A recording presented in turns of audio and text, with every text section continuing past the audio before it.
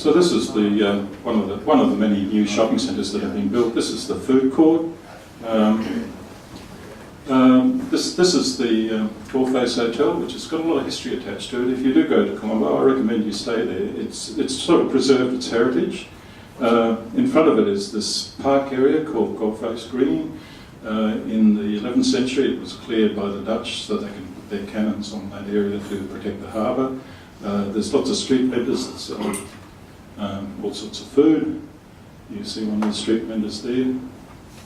Now that's a picture of the green. We stayed in the hotel over here, and this area is an open park at the end of the day, which is quite warm. You get hundreds, if not thousands, of people coming there to enjoy the ocean breezes and the coolness of the park. That's central Columbo we're looking at. Those twin towers of the Reserve Bank of Ceylon. Again, the central area is being redeveloped. It's looking just like Eagle Street. The old colonial bits are disappearing, which are the more interesting bits.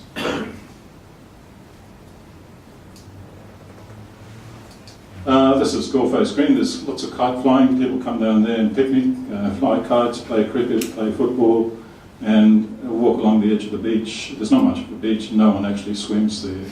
It's too dangerous to swim. This is the old Parliament House building. It's now used by the President as offices. One of the more interesting things that happen on the green is you find these courting couples sitting there watching things, and when they start pulling their umbrella down, you know that something else is going on behind there. and there's lots of them actually, all pretending that they're not doing anything. Are they not allowed to? I'm sure their parents don't know what that's. This is some of the Dutch cannon that actually protect the area, and we're looking towards the harbour area at the top. Columbo is interesting actually because when people go to the city here, they say they're going to the city or the CBD. In Columbo, they're saying they're going to the fort, and the reason they're saying that is because it is a fort. Actually, the Dutch built a fort, and the ramparts and walls are still there.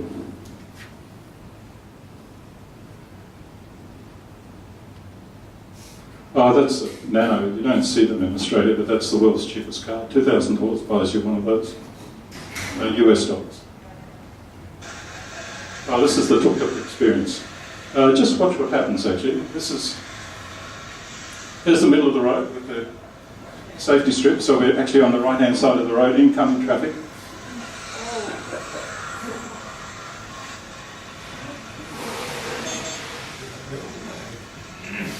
And you'll find this guy gets overtaken on the right-hand side, so all 4 lanes of traffic are actually blocked.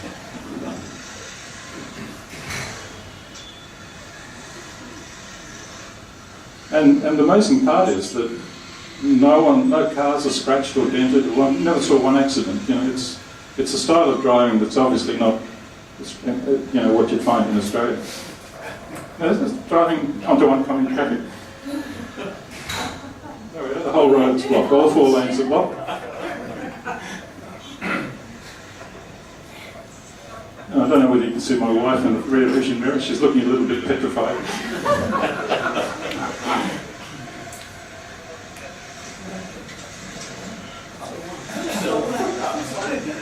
Oh yes, if the road's blocked, you just go up on the footpath and drive there.